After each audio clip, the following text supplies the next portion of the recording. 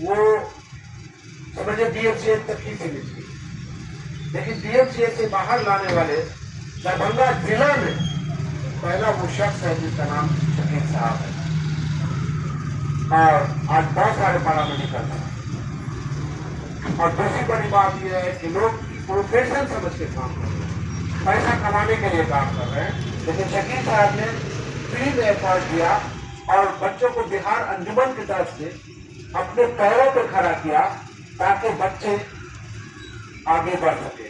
और ये बहुत अच्छी बात है कि सलाद से आप सिंचाई होकर के शकील साहब इलाके में आ गए और वो वक्त आप लोगों को दे रहे हैं। तो इसे जितना फायदा आप उठा सकते हैं उठा लीजिए। हेल्थ सेक्टर में वो सारे कोर्सेज हैं, चाहे बिहार सरकार का कोर्स हो, चाहे मणिपाल का कोर्स हो, डिप्लोमा हो, डिग्री हो, सारे कोर्सेज वहाँ अवेलेबल है।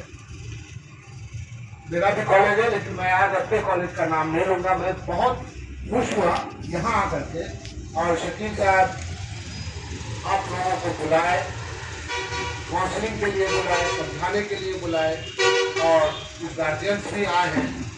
तो किसी संस्था को, एजुकेशनल इंस्टीट्यूशंस को अगर कोई पढ़ा लिखा आदमी चलाता है ना, तो उसका मयार ही कुछ और होता है। चलाते तो बहुत लोग हैं दरभंगा, लेकिन कैसे चलाते हैं हमसे बेहतर कोई नहीं जानता है। तो शकील साहब रिटायर कर गए। इतने गरीब बच्चों को इन्होंने रबर कोचिंग सेंटर के माध्यम से, बिहार अंजुमन के माध्यम से अपने पैरों पर खड़ा किया है, और सब लोग रोजगार कमा रहे हैं और इसी हेल्थ सेक्टर में कमा रहे हैं।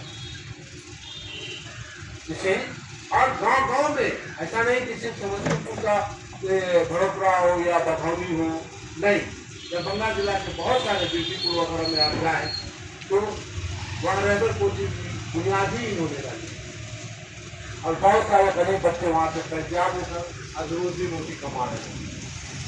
दूसरी बात मैं बच्चों को एक बात कहना चाहूँगा, इसी में एक डायलॉग, लक्ष्य विहीन आदमी जिंदगी में कभी कामयाब नहीं। आपको लक्ष्य उसे कहते हैं टारगेट को, एम को, गोल। आप छोटा ही करो,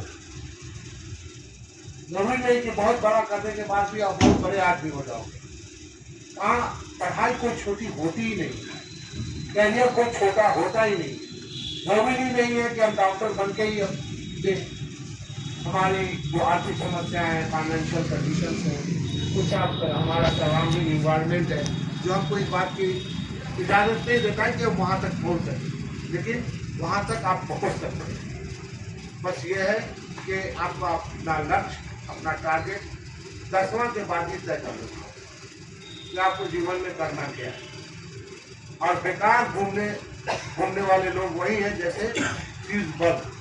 अगर आपकी उपयोगिता आपके घर में नहीं है तो आपको घर से उठा के फेंक दिया जाएगा। और तालीम एक ऐसी चीज़ है, टेक्निकल एजुकेशन खास करके ऐसी चीज़ है जहां आप कहीं भी खपिएगा अपने कैरियर को बूम कर सकते हैं, और हेल्थ सेक्टर उसमें नंबर 1 आता है आज ये देख लें।